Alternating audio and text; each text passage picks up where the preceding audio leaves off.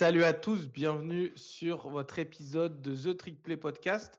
Aujourd'hui, on sort un peu des previews, on va sur un sujet d'actualité. On est accompagné de Maxence. Maxence, comment ça va? Salut Robin, salut tout le monde. Et ouais, on est sur le gros sujet de l'été en NCAA. Et Avec... Maxence, quel est ce sujet? Je vais te le dire directement. Imagine, tu es rookie en NFL actuellement. Tu te fais couper, donc tu joues ce dimanche ou ce samedi actuellement. On enregistre le 22 août. Ouais, tu joues de la Tu pré-saison. joues le match de pré-saison là qui se passe actuellement à 19h. Tu te fais couper.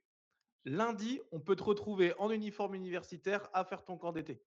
C'est ça, c'est du jamais vu. C'est du jamais vu. On s'est dit, OK, il va falloir Ouais, directement s'en parler. Max, en fait, pour récapituler, pour ceux qui vivraient dans une grotte sur les deux derniers jours. Donc, il y a eu une action légale faite, et on vous récapitulera tout en détail.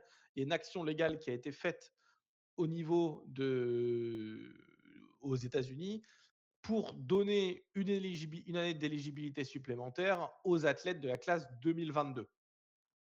mm, C'est la classe avec Travis Hunter, Harold Perkins, je regardais qui y avait dedans, Drew ouais, Allard par exemple. il En y a gros, du c'est beau les monde, ouais, joueurs ouais. qui se sont fait drafter Cette entre l'année année, dernière ouais, ou voilà, cette année. c'est ça. Euh, on récapitule pour avant, Max. Il s'agissait de dire avant, tu avais 4 années, d'éligibilité de football que tu pouvais faire en 5 ans. C'est ça. Donc ça, c'est le principe de base. Et tu avais un redshirt. Donc si tu jouais pas ou tu étais blessé ou peu importe, tu avais tes 4 années, donc freshman, sophomore, junior, senior. Et si une de tes années, tu jouais pas ou peu importe, tu étais blessé, euh, Tu avais le tu pouvais droit prendre une d'avoir de une... ces années et Ouais, être redshirt freshman, redshirt senior, etc. exactement.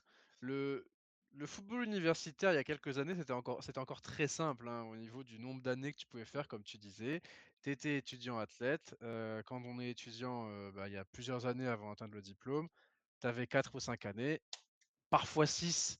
Si tu avais déjà utilisé ta redshirt et tu t'étais pété pour toute la saison, ça pouvait arriver. Mais globalement, voilà, il y a eu l'année Covid en 2020 qui a un peu Oui. commencé à foutre un peu le bordel avec des mecs qui se sont retrouvés à faire 6, 7 années de college football. Mais on avait passé cette année Covid et les classes de recrues qui sont arrivées après l'année 2020 revenaient sur le régime à l'ancienne, 4 années d'éligibilité, une cinquième en redshirt. Et puis voilà, c'était assez simple. Tout le Et monde. c'était seulement si tu n'avais, il y avait des conditions pour ça. Le redshirt, il fallait avoir joué moins de 4 matchs. 4 matchs, ouais. Même si tu as joué un snap le dernier snap du match sur un field goal, tu perdais l'éligibilité pour ton match. En fait, ça comptait comme un match. C'est ça. Donc, il y a beaucoup, notamment par exemple, Oregon l'avait fait avec Dante Moore à l'époque. Quand Dante Moore est arrivé, il fallait qu'il garde son année des redshirts. Et donc, quand c'était Dylan Gabriel qui jouait et qui était euh, où il y avait 40-0, c'était le QB numéro 3 qui rentrait pour préserver l'éligibilité de Dante Moore au cas où il y avait une blessure de Dylan Gabriel et qui devait venir jouer. Et Mmh. donc, il y a eu plein de joueurs qui ont perdu du temps de jeu sportif, notamment parce que voilà, il fallait garder ces 4 matchs maximum. Il y Mmh. avait toute cette règle avec avec les 4 matchs joués. Si tu étais blessé, mais que tu avais joué quelques matchs, ça passait Oui, pas. Il fallait si tu avoir. te blesses dès le début de la saison et que c'est une blessure qui va durer toute la saison, tu pouvais l'avoir. Par contre, si tu te blesses en milieu de saison et tu as déjà fait, mettons 5-6 matchs, tu pas certain de C'est l'avoir. ça.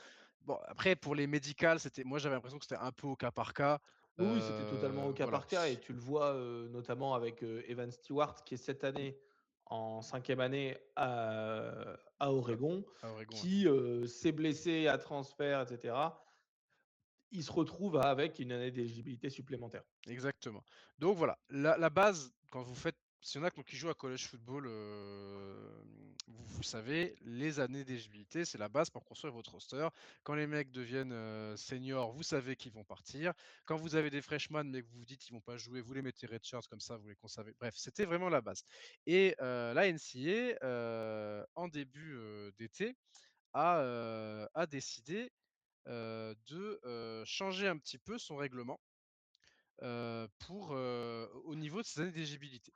C'est-à-dire que maintenant, l 5 saisons d'éligibilité sur une période de 5 ans, qu'on calcule à partir de l'inscription à l'université ou de l'année suivant leur 19e anniversaire.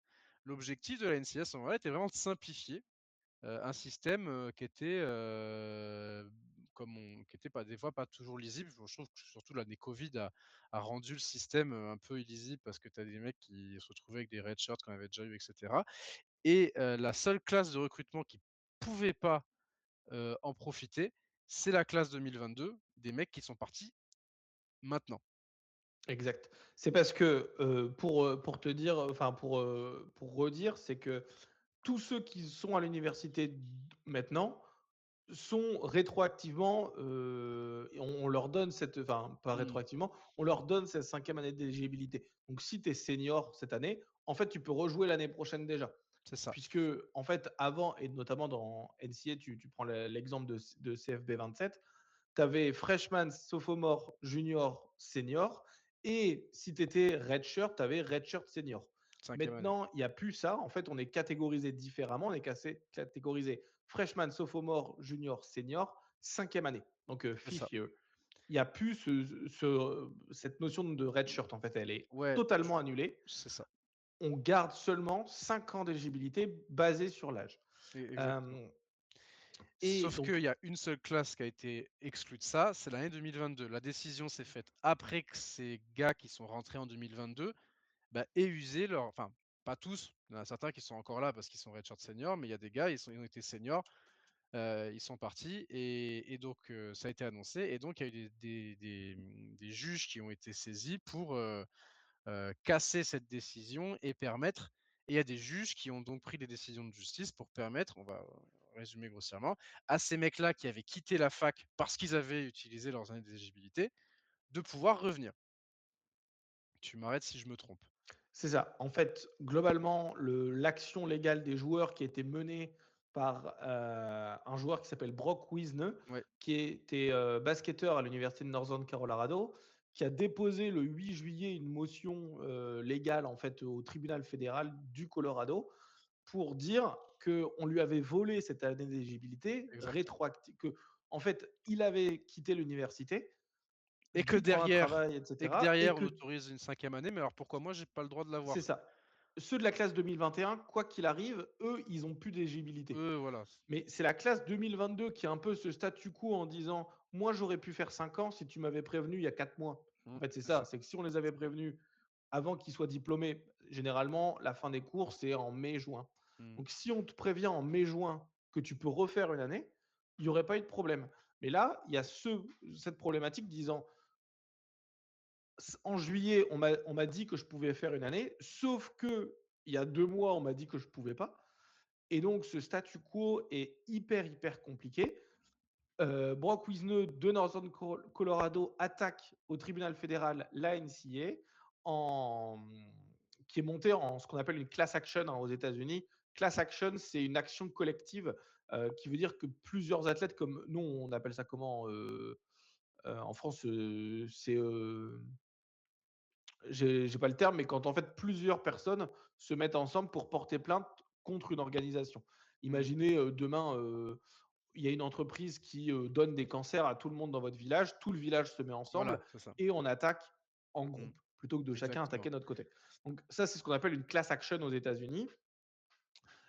Et donc Brock Wisneux qui mène cette class action dépose plainte. Le 31 juillet, il y a la juge Charlotte Sweeney qui est juge au Colorado, qui certifie que la classe nationale de 2022 devient éligible pour l'année Mmh. Ouais, i 2026-2027, donc ils ont été cette année-là. lésés, Exact. voilà exactement et donc Et ils elle se devront base en fait sur tout l'argument légal, et merci Google pour la recherche. ah oui, La, mais là la- on devient spécialiste de la justice américaine maintenant. Moi, sachez que j'ai fait des études de marketing, il n'y a pas du tout de légal dedans.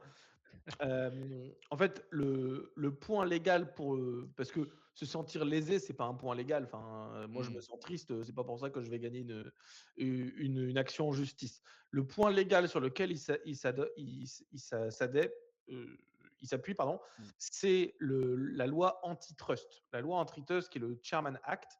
La loi antitrust, en fait, elle indique que la NCA, qui est composée d'universités différentes, les universités étant des entreprises, puisque c'est pas comme nous, Paris 1 ou peu importe la fac. Là, c'est des universités à but lucratif, donc c'est pour ça qu'ils payent 50 000 euros l'année. Euh, En fait, le but des universités, c'est gagner de l'argent. Et donc, c'est géré comme des entreprises. Peu importe s'ils font du foot à côté ou pas, ou du sport en général. Et donc, les universités étant des entreprises qui sont concurrentes entre elles, ils ont fait valoir ce droit, ce qu'on appelle antitrust, donc le Sherman Act, qui dit cette université, elle est une concurrence déloyale avec ses employés qui ont une éligibilité supplémentaire par rapport à moi qui a été lésé. Mmh. Et tout se base sur ça, en disant le fait qu'il n'y ait en fait pas trop de réglementation, et le sport universitaire, c'est ça qui est complexe, c'est que la NCA, c'est des milliards et des milliards de dollars de revenus annuellement. Les joueurs maintenant peuvent être payés depuis, il me semble, 2019, 21. mais pas sous le coup d'un vrai salaire.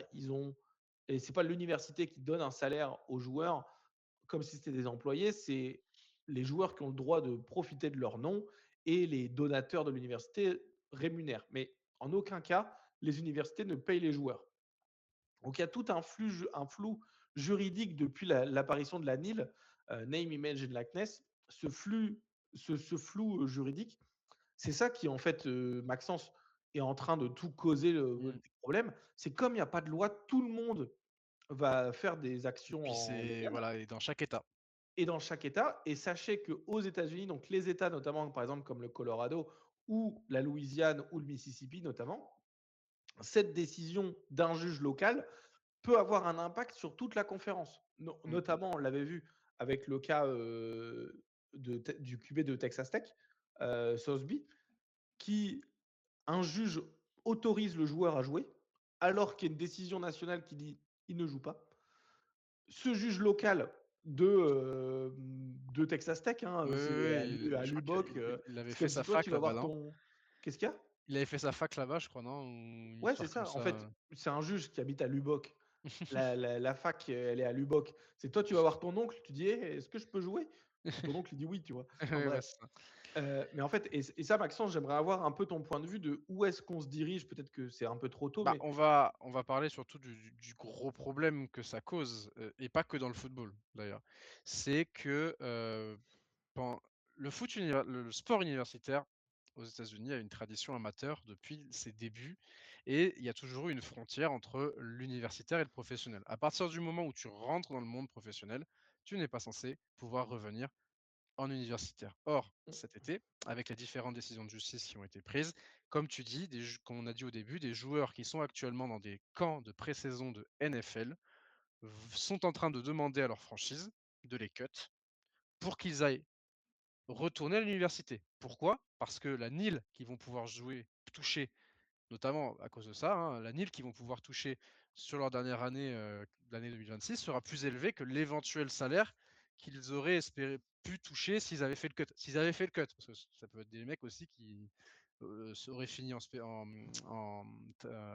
practice squad ou qui auraient été cut. Et pour moi, c'est ça le vrai problème et ce qui me dégoûte un peu dans le sens, c'est que maintenant, il y a plus vraiment, la frontière est en train d'être cassée et c'était pour moi une des dernières choses un peu, qui tenait le sport universitaire dans le sens de: tu fais tes années, une fois que tu décides de te présenter à la draft ou, pour devenir professionnel, bah, il y a plus de retour en arrière possible. C'est-à-dire que quand tu décides de partir à la draft, tu pars à la draft et tu as pas, l'université en backup option. Si tu as pas été pris, bah, va tenter ta chance en CFL, va tenter ta chance, en Europe ou va aller vendre des voitures, dans le le magasin de voitures à côté, enfin voilà. ouais, Et donc là, on a un nombre de joueurs, on a une trentaine de joueurs, je crois, en tout, quand même, assez élevé qui, ouais, peut et pas que en football. C'est-à-dire qu'on a aussi des mecs qui ont fait des saisons NBA, des mecs qui ont été là, c'est encore pire, je trouve, dans des rosters NBA qui vont revenir jouer, à la fac. Mais on marche sur la tête, quoi. Alors, en fait, je reviens sur le point légal parce que c'est important de comprendre.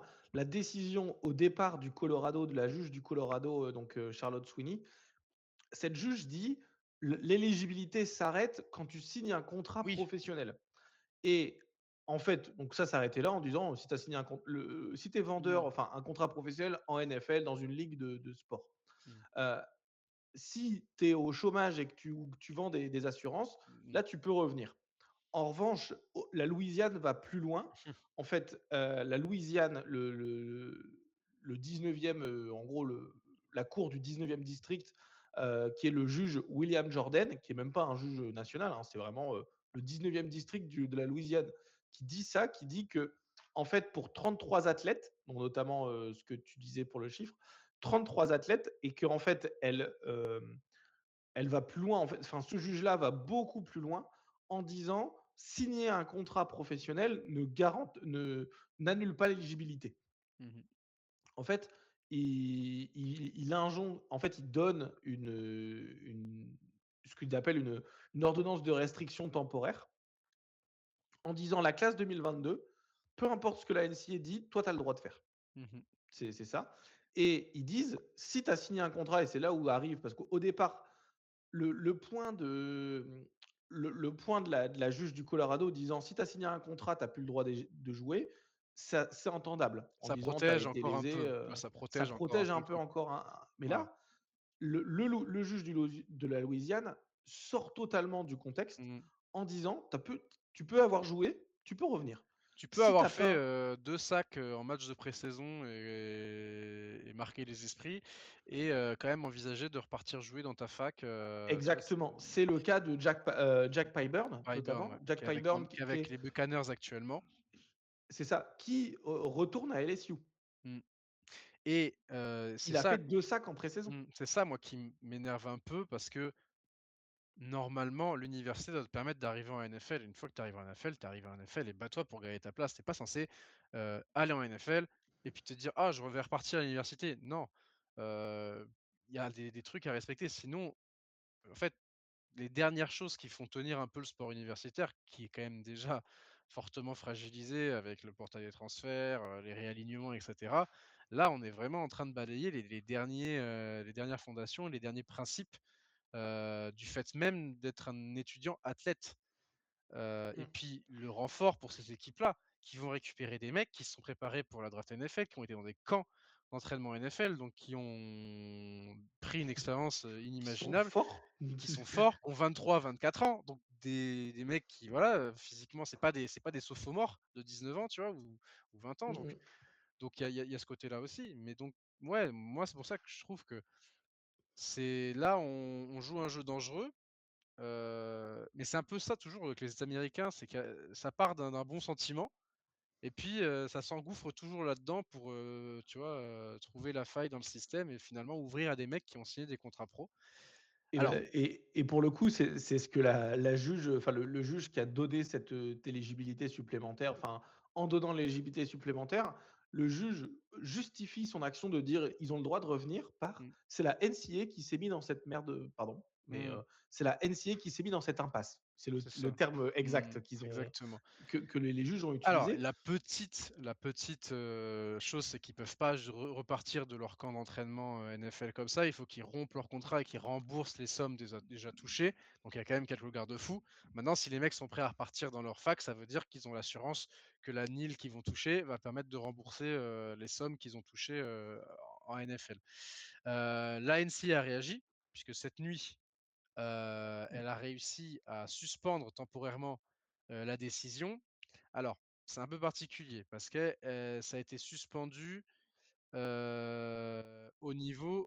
le dossier fédéral. C'est-à-dire que ça remet pas en cause les décisions rendues au niveau des cours de justice d'État. Ça veut dire que notamment en Louisiane, Tennessee, Géorgie, Californie, les joueurs qui ont déjà obtenu gain de cause peuvent retourner à la fac, mais certains joueurs, je pense notamment à Stephen Daly et Kellan Wyatt, les joueurs de ligne défensive qui sont revenus à Indiana, bah, eux, ils sont privés, de ce potentiel retour. Donc on verra comment ça se passe.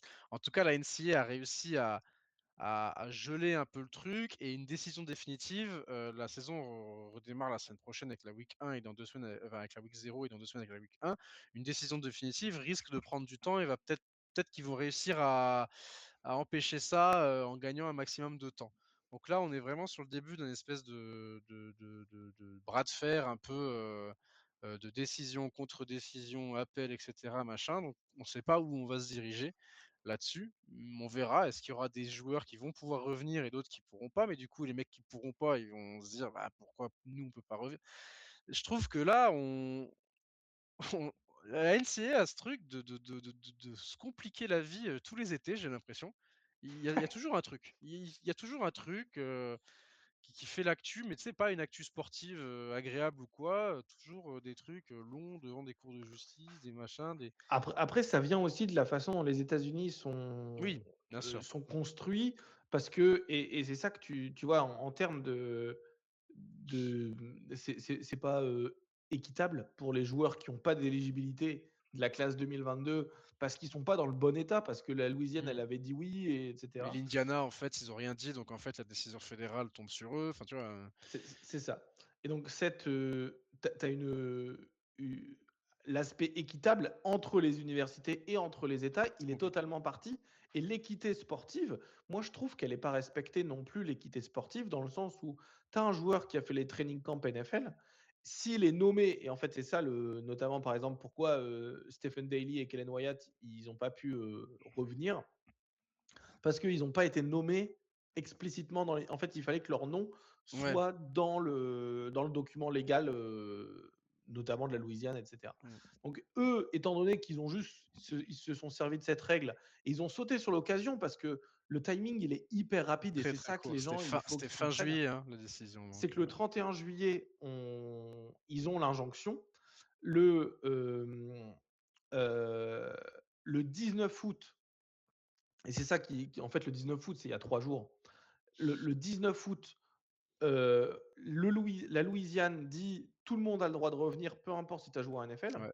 Juste, tu rembourses tes sommes Et là, donc, tu as Jack Pyburn qui venait de faire 2 sacs avec les Buccaneers qui dit: «Moi, je retourne à LSU».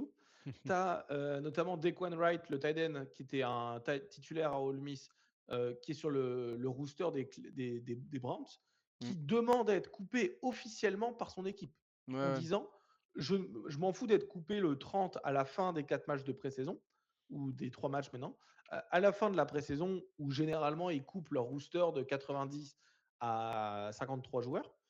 Heu, on se retrouve à avoir des joueurs qui demandent à être coupés avant. Un peu comme tu essaies de faire une rupture conventionnelle à ton travail parce que, tu as trouvé mieux ailleurs.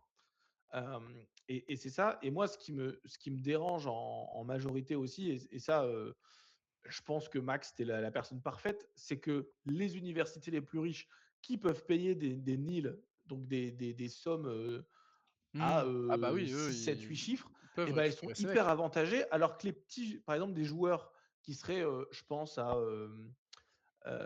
j'ai pas forcément de nom en tête, mais tu sais des quarterbacks Le groupe of six, qui de Group of Six qui n'ont pas été en NFL ou division 1, division 2, par exemple, d'autres divisions, qui n'ont pas des sommes, incroyables en île, bah, est-ce que ça vaut le coup de les ramener? Bah, eux, ils vont pas couper leur contrat NFL ou pas, s'ils peuvent, faire, 10 fois moins en NCAA et donc ça, c'est le problème aussi, c'est que les riches deviennent plus riches et j'ai du mal à croire que je dis ça moi-même, mais en fait, l'équité sportive, elle est absolument pas respectée et c'est encore LSU, c'est encore Ole Miss, c'est encore mon Colorado, i bon voilà, mais eux c'est encore les meilleures équipes universitaires et les plus riches qui vont avoir des avantages comparés à des États qui ont pas sauté sur l'occasion ou des choses comme ça, qui se sont fait, enfin qui se font rattraper dans ce cas-là, les États mmh. les États avec les équipes riches deviennent encore, meilleurs. Ouais, ouais, c'est ça. Donc voilà où on en est actuellement. Donc il y a la NCA qui a réussi à suspendre le truc, mais c'est qu'au niveau fédéral, donc les États qui ont déjà pris leurs décisions eux-mêmes, voilà. On va voir. Est-ce qu'on verra donc cette année, ce qui est du jamais vu dans l'histoire du college football, des mecs qui ont été en NFL même si c'est que de la pré-saison, quand même. Est-ce qu'on verra des mecs retourner sur les terrains de college football au début de la saison? On verra ça. Ça a permis aussi à d'autres gars, je pense à Thomas Castellanos, qui n'a pas été drafté, qui du coup lui s'est vu aussi autoriser un retour et qui est de retour sur le portail des transferts. Donc Texas Tech va peut-être récupérer Castellanos puisqu'ils C'est une sont. fenêtre de 10 jours Ouais. d'ailleurs, hein. Ce portail des transferts, c'est un nouveau portail qui s'est ouvert alors que normalement il y a des fenêtres bien précises. Ouais. Donc ce nouveau portail s'est ouvert que pour ces gens-là.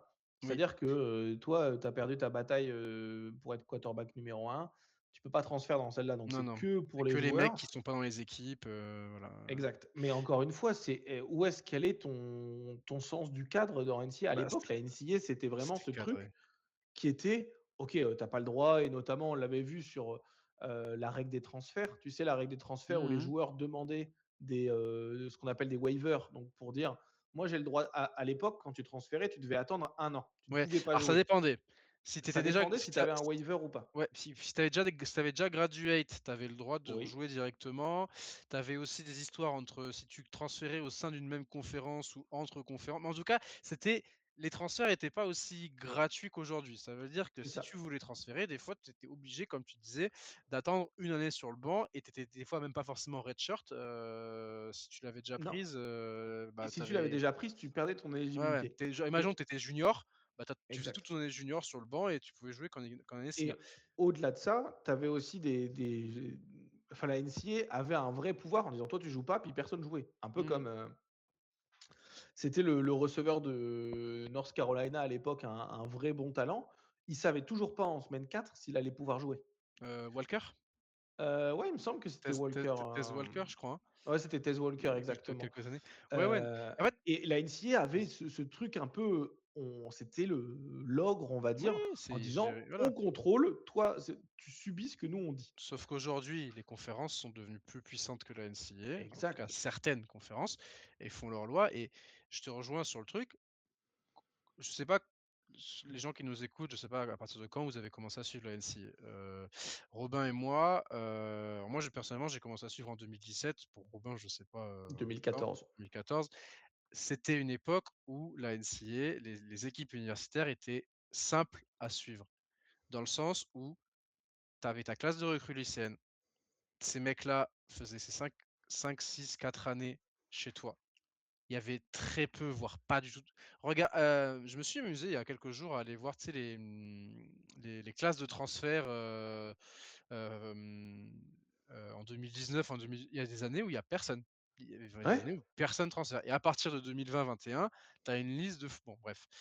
Tu avais c'était Tu pouvais t'attacher aux joueurs, tu savais que si tu avais fait une grosse classe lycéenne, ça pouvait te permettre dans 2, 3 ans d'avoir une très grosse équipe. Tu avais, on va dire, un cadre qui était facile à suivre et tu avais des règles simples. Tu faisais tes années, une fois que tu les avais finies, tu partais en pro et voilà. Maintenant, déjà, tes 5 étoiles, 4 étoiles que tu as réussi à récupérer en classe lycéenne, ça se trouve au bout d'un an, ils vont décider de se barrer parce que, bah, ils jouent pas, machin truc. Maintenant, on va même avoir des mecs qui sont partis en NFL, mais qui vont pouvoir revenir. Alors, est-ce que c'est que la classe 2022? On nous dit que ça va être que pour la classe 2022, que c'est un cas spécial, mais on sait comment c'est. Tu laisses une exception et puis derrière, ça peut devenir la règle. C'est un peu ça qui nous. Alors déjà, on est passé d'un format de 4 en playoff à 12. On a eu les réalignements avec des conférences qui n'ont plus aucune logique géographique. On a plein de trucs qui font que le format universitaire qui était assez simple à suivre, enfin qui était voilà, qui était comme il est. Aujourd'hui, on a l'impression que bah, moi j'ai l'impression que c'est le Far West. Ça veut dire chaque année, on ne sait pas mmh, quelles sont les nouvelles règles qui vont être mises en place.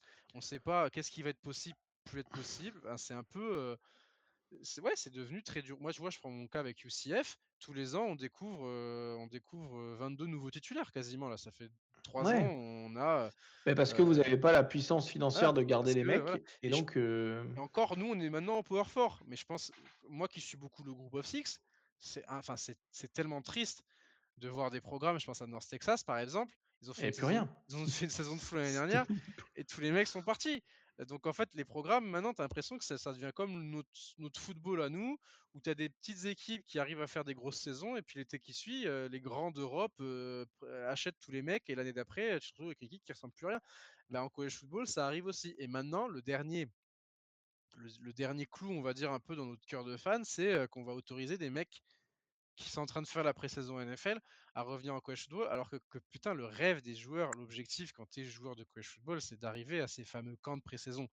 C'est tellement, contre Ouais. nature dans l'histoire du football américain aux États-Unis de se dire: «Moi, en fait, c'est bon, je vais revenir au collège, je suis mieux à jouer en NCAA qu'en NFL». Enfin, c'est bon voilà, on Et je vais aussi aller plus loin, c'est qu'il y a pas que le football qui est impacté, il y a le pas que le basket. football, ouais. Hem au football, bon, tu as beaucoup de turnover, de temps de jeu, et cetera.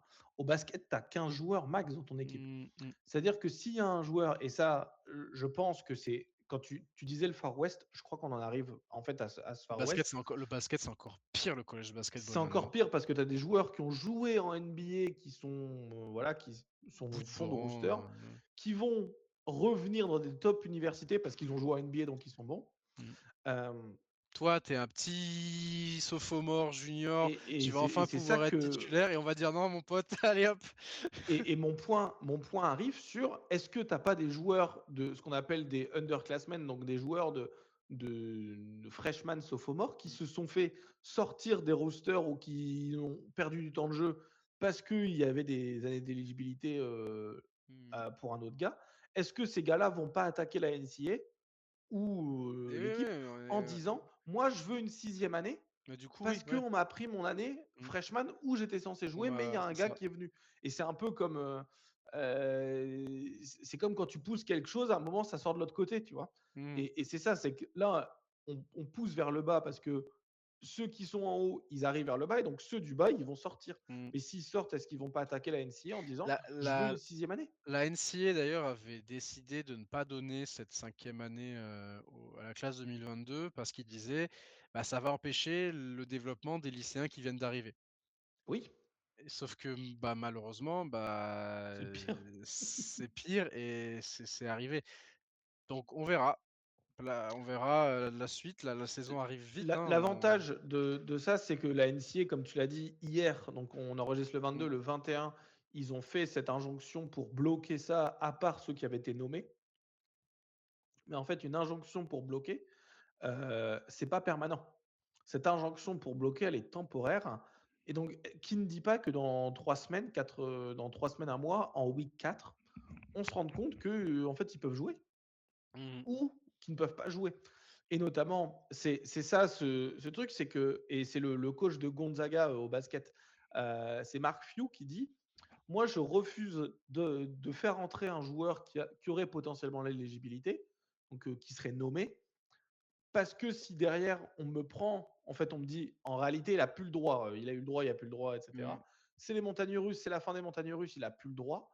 Tu as fait jouer un mec 4 semaines, il a plus le droit, bah, du coup, tu vas, en fait, toi-même, Ça tu sais pas quel c'est le comme tu le dis, c'est le Far West et je c'est le pense Far West, qu'on en fait, peut c'est le Far West, c'est ça le truc, c'est que je pense que pour qu'un sport, une compétition, une ligue avance, il faut que les règles soient claires et soient les mêmes pour tout le monde.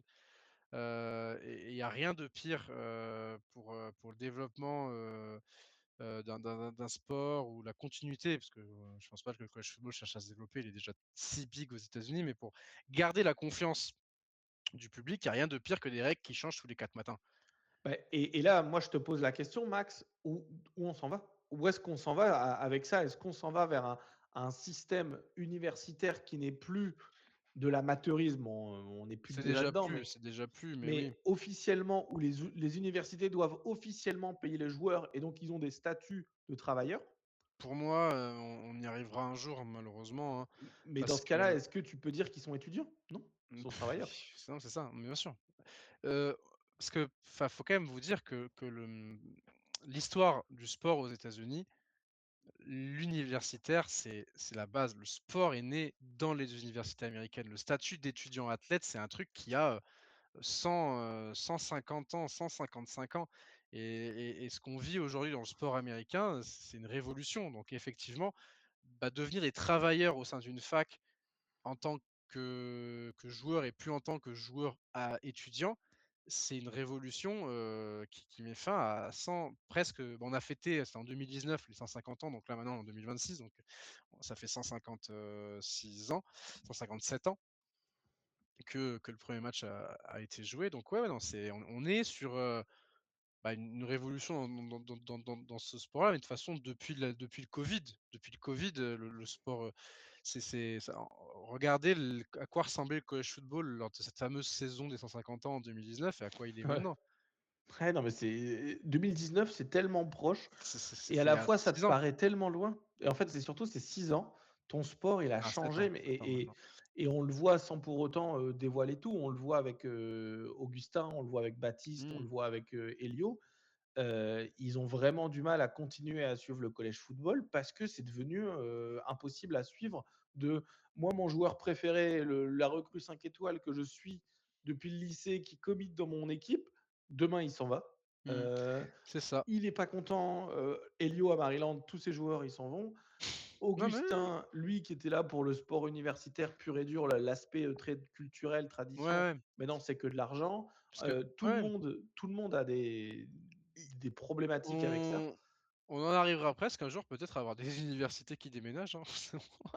Mais en fait, au-delà de dire ils Non, ça déménagent ces ça je pense universités, ça arrivera jamais, mais ça se trouve, on va arriver sur un système où la SEC et la Big Ten vont devenir des farm league pour la NFL, tu vois? Et il y aura et tu j'en sais, sais rien, de enfin dire ça va devenir la G League, tu vois? De dire, ouais, bah, en on fait, sait pas, peut-être que enfin, l'univers mais est-ce qu'on n'arriverait pas dans un monde tu sais, je pense Oregon qui pas, passe un contrat avec les Seahawks et en fait exact, les Ducks deviennent, la farm team de enfin exact, je suis un peu très comme, extrême, je suis très mais c'est extrême dans ça. le truc, mais au bout d'un moment il faudra faire un truc, parce que c'est pareil, les équipes de de Group of Six qui se font piller leurs joueurs, ils récupèrent rien en compensation. Donc eux aussi, peut-être qu'à un moment donné, ils vont se dire: «On va lock nos mecs avec des contrats et par contre, bah, OK, vous voulez mon receveur qui vient de faire milliards cette saison, bah, va falloir, payer une compensation financière», tu vois? Ou peut-être des trucs comme Bah, de ça. toute façon, je Donc pense que dès l'année prochaine ou dans 2 ans, c'est ça qui va se passer. ah oui, non, mais il y aura des trucs, il y aura des Ou trucs. alors tu as, tu sais, tu as des exemptions de, je dis pas qu'il va falloir faire un trade un jour, mais de dire: «Mon receveur à 1 il faut m'envoyer quelques joueurs, Ouais. à côté».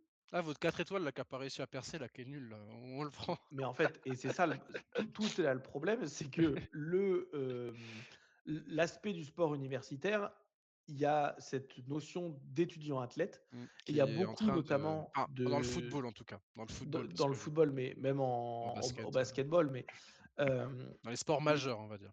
la notion d'étudiant athlète et c'est pour ça qu'on ne peut pas changer le portail des transferts actuellement, c'est qu'on quand tu es étudiant normal, si tu es pas un athlète, tu peux t'en aller de ton université et jouer Oui. ailleurs. Ce Mmh. qui est Les normal ou Walcon, voilà, ils le et font, puis hein. même toi, tu vois, tu as commencé en fac de droit à Lille 1. Bon, tu as envie de faire médecine l'année suivante. Bon, bah, tu vas en médecine à Lille 2, Mmh. tu vois? Tu as transféré de fac, il y a personne qui est venu te voir en mode: «Eh Mais Max». là, les étudiants athlètes, ils ont une bourse Mais c'est payée par ça. l'université sur plusieurs années. Mais est-ce qu'on n'est pas aussi à la fin des bourses où en fait les joueurs, ils recevront plus de bourse, ils Ils ont recevront de l'ANIL. l'argent? Ouais, ils ont l'ANIL en vrai, hein. Mais en même temps, mais ça, c'est les titulaires, mais les remplaçants, tu vois? Mmh. Et j'en parlais beaucoup Ah, on est avec, s Far West, le Far West. mais j'en parlais beaucoup avec des amis américains qui disaient que pour eux, le rêve, c'était d'arriver en NCAA. Ils savaient qu'ils étaient pas assez bons pour la NFL, mais c'était d'arriver en NCAA. Et Mmh. donc ces joueurs-là en collège football,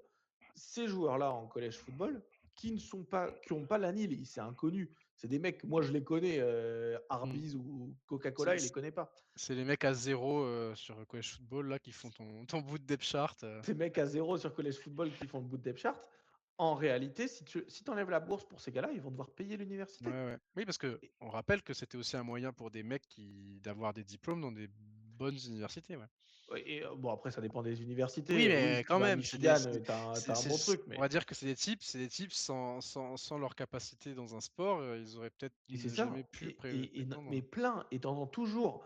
Je suis le premier de ma famille à avoir un diplôme universitaire. Tu entends Mmh, partout parce que c'est des gars qui viennent sans jugement de valeur, ils viennent du ghetto, mmh, pas po c'est un ghetto pas possible. Ils sont, dans des familles qui ont aucune puissance financière. Le seul moyen de leur s'en sortir, c'est mmh. le sport. Donc si on leur enlève ça à ces gars-là qui pourront jamais aller en NFL, jamais toucher de la NIL, Oui. bah, du coup, il y aura plus de remplaçants ou alors les remplaçants seront les seuls qui pourront se payer eux-mêmes leur place. Donc Mmh. ouais, Far West. Moi, je dis Far West, il va falloir réussir à définir, ça, il va falloir réussir à Et cadrer, tout ça sans l dénaturer le peu de choses qui restent dans le sport universitaire, parce qu'il en reste déjà plus beaucoup, hein, de mem ben, voilà, ouais. on le sait, hein, dans notre podcast, par rapport aux mecs qui étaient là au lancement de Trek Play Podcast, il y en a quelques-uns, bon, bah, voilà, ils sont dégoûtés de ce que c'est devenu, ils ont du mal à suivre Mmh. et je pense que les décisions qui sont en train d'être continuer à être prises, ces derniers temps, en dégoûtent plus d'un. On le voit, sur notre Twitter, on en a parlé un peu de ça, ça a été les trucs qui ont fait le plus de réactions parce que, c'est des trucs qui choquent. Parce Mmh mh. parce que c'était des choses on pensait que la frontière entre les 2 était figée, ne bougerait plus. Bah, même Ouais. ça, bah, peut-être qu'aujourd'hui, on verra voilà. Et tu vois, c'est même le cas quand on nous, en tout cas, plutôt les vieux de la vieille qui ont commencé le Qu'on connu football il y a Qu'on longtemps. connu le format où il y avait que 2 équipes, Ouais, moi j'ai connu le BCS, tu le vois? Enfin, BCS. enfin Là non, bah, en vrai, j'ai pas connu le BCS parce que la première année où j'ai regardé du football universitaire, c'était l'année, où, Oregon, bat Florida State au Rose Bowl. Donc, ouais, donc c'était l'année où je crois que c'est la première année oui, des du coup, playoffs c'est à 4. 2014, c'est la saison 2014 et les C'est playoffs ça. Donc 2015, j'ai quoi. pas connu, mais en fait, moi, ce qui et surtout ce qui pose problème, c'est qu'on a lutté, mais avec The Trick Play, on a lutté, Baptiste et Augustin en première ligne, pour que les commentateurs, notamment les commentateurs français, arrêtent de dire, ou les journalistes arrêtent de dire que la NCAA, le college football, c'était l'antichambre de la NFL en disant en fait, c'est que des mecs qui vont, en fait, de Non, regarder non. l'universitaire pour la NFL. De dire, Mmh. tu regardes avant. Mais en fait, toutes les traditions autour, tout ce qu'il y a, en réalité, tout ce qui fait le college football comme étant pourquoi tu es tombé amoureux de ce college football, c'est pour les traditions, c'est pour la construction des rosters, etc. Mmh, c'est ça. C'est pour le Et caractère qui est vraiment unique, tu vois?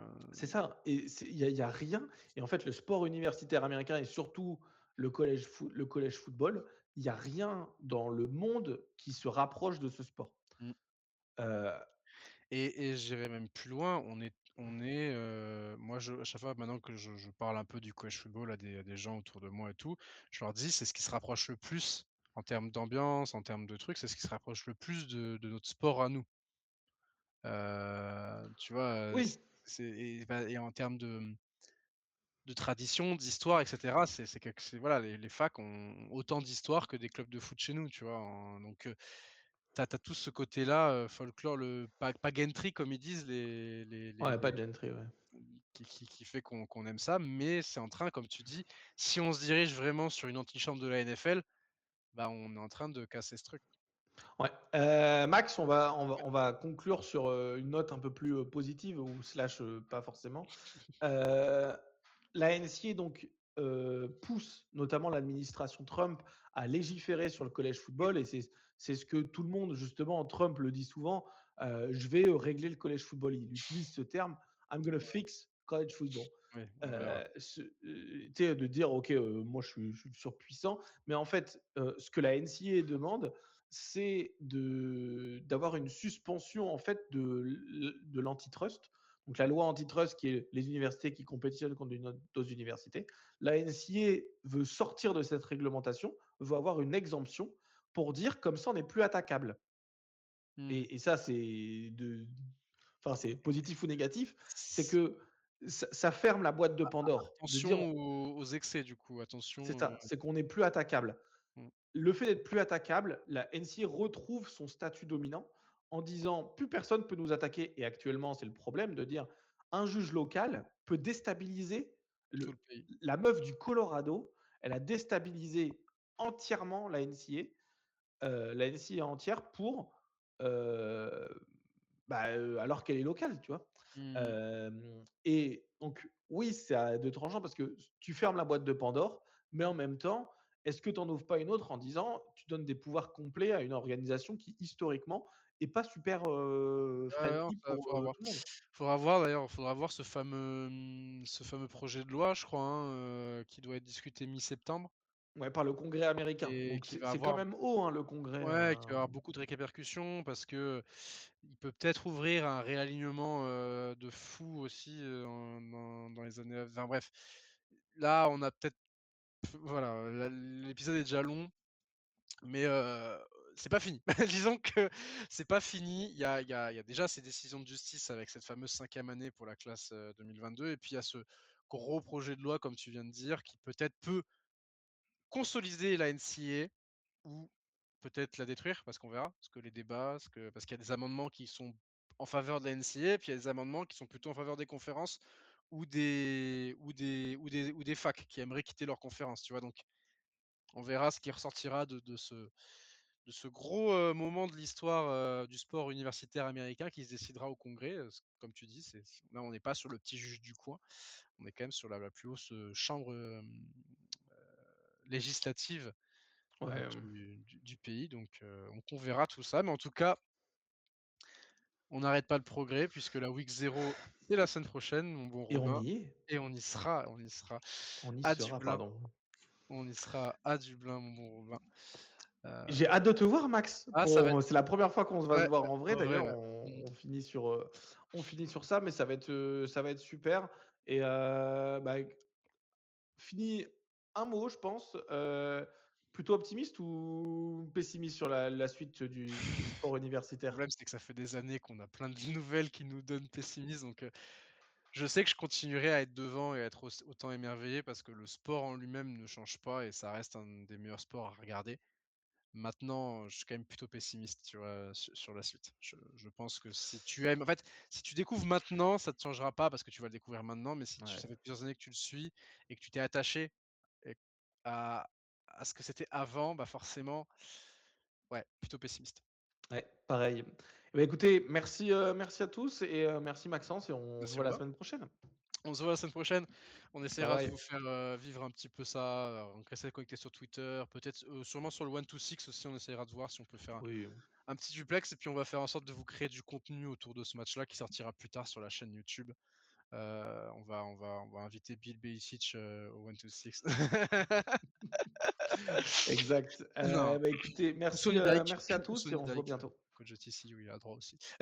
Ah ciao. Ouais. Bye bye.